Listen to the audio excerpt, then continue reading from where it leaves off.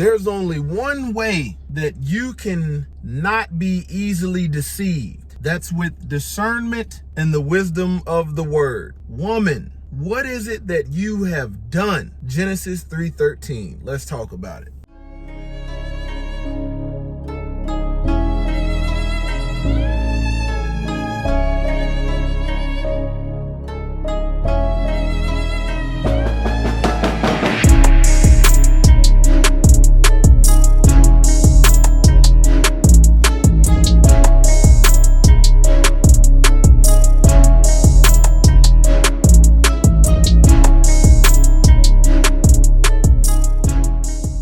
Glory to the Most High, Yah Shalom. Thank you for tuning in to another Righteous Spirit-filled episode.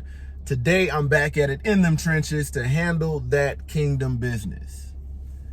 Deception from the point of Adam and Eve in the garden, the serpent deceiving and tempting Eve, and we look at how that has transpired today with women and men. Man, the serpent, Hasatan, is still alive and active in deceiving folks because they don't have discernment and don't have the wisdom of the word. The only way that you will not be easily deceived is by having an understanding and continuously understanding what the will of the Most High Yah is, you know, what he tells us to do, what he tells us to watch out for. You know, a lot of women are still the primary transgressors because they are easily deceived, gullible. And I don't say that to point a finger. I say that so sisters, daughters of Zion, can lean on Abba Yah, lean on the wisdom of his word, and see the deception coming long before it does. You know, when we look at feminism, that was something that women heard and they gravitated towards it. And once they got in these areas, there was often a woman, you know, pretty much saying things that provoked an emotional response, kindled a anger, kindled a wrath in women, and caused women to want to separate from their covering. And the same thing is still doing damage today. Not easily deceived. You don't want to be easily deceived as a man or as a woman. You know, as a woman, you have to be mindful of things that sound too good to be true. You know, the serpent had the gift of gab and could talk Eve into doing whatever he wanted her to do, and she did it. See, the difference is Adam knew it was wrong.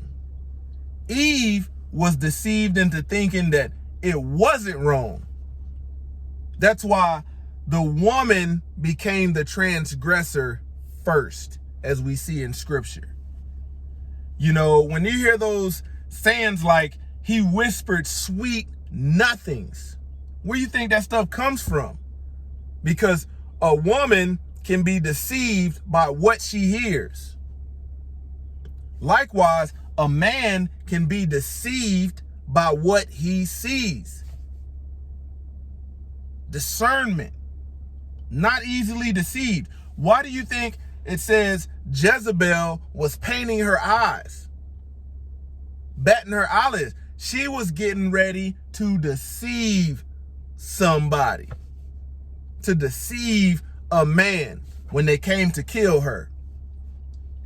She didn't want men to see the real her. So what did she do? She put on the makeup as deception. Same thing is happening today. Not easily deceived. Man, there's folk out there, you know, men out here that will engage in conversation with a woman and you'll think that she looks a certain way, and then she wiped the deception off and you're like, wait a minute, hold on. I'm dealing with two different people. They call it artwork. When we look in scripture, it's nothing more than deception. It's what it is. You don't see in scripture any other place other than giving context of the character who was doing it, the fallen angels and Jezebel, for using this face paint, this deception. Men out here, you know, one way you are easily thrown off and deceived is by likings and the looks of a woman. Put a woman in front of men that you want to focus on something else and watch them get distracted. Watch them forget about the priority and think about that flesh.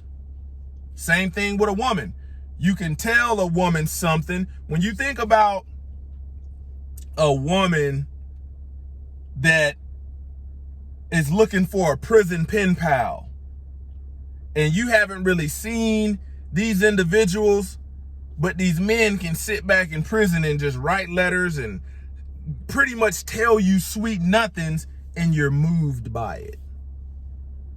That's why women oftentimes having a hard time saying no, especially when somebody's trying to sell them something.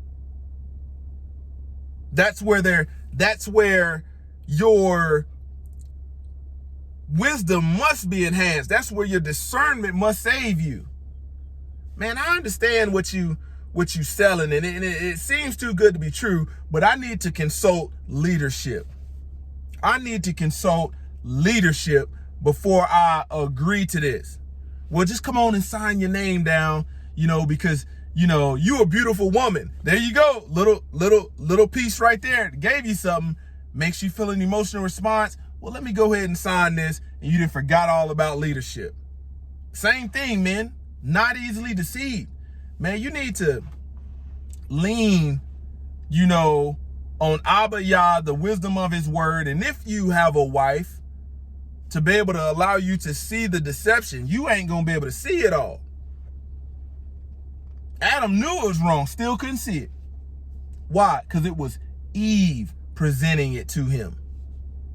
Serpent didn't go to Adam. Serpent went to Eve and used Eve to doggone get Adam.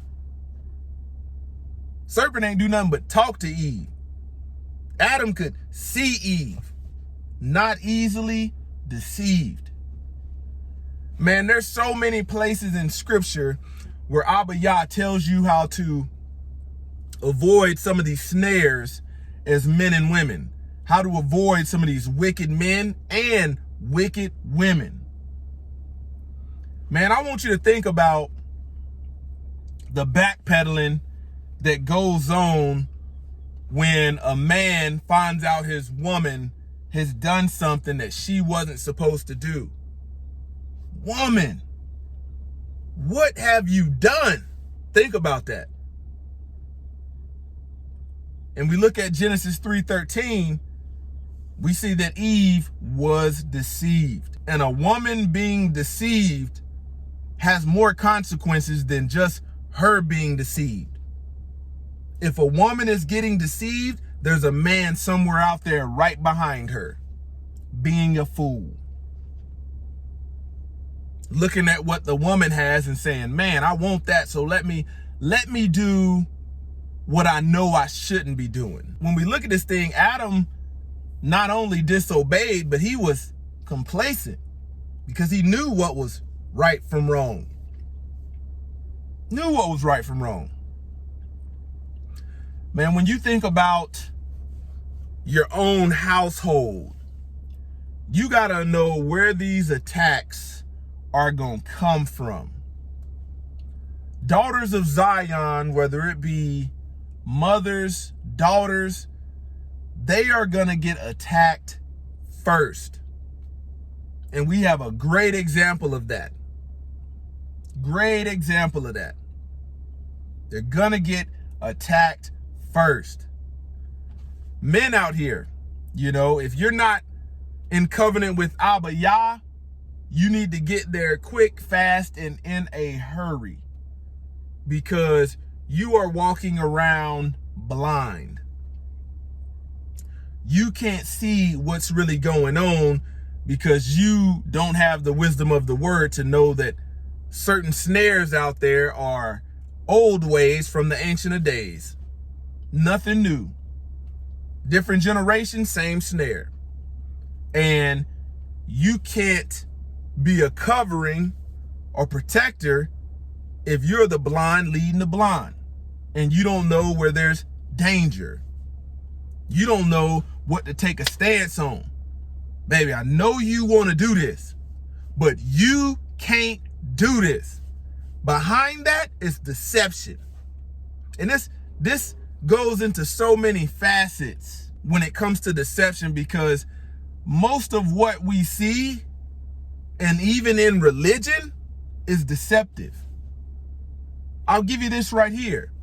Men and women have been deceived by replacement theology. That's Christianity. That's Catholicism. That's Nation of Islam. Replacement, think about that, theology. Not easily deceived. They gave you a spinoff that has the image of godliness, but ain't no power in it. Ain't no power in it at all. And here's the thing. When you look at that word replacement theology or supersessionism, that means that in replacement theology, the church replaces Israel. How many people are deceived by that? You know why? Because they don't have the wisdom of the word nor discernment. Replacement theology. And this is, when you think about Adam and Eve in the garden, this is the start of all of the deception coming in. All of the deception.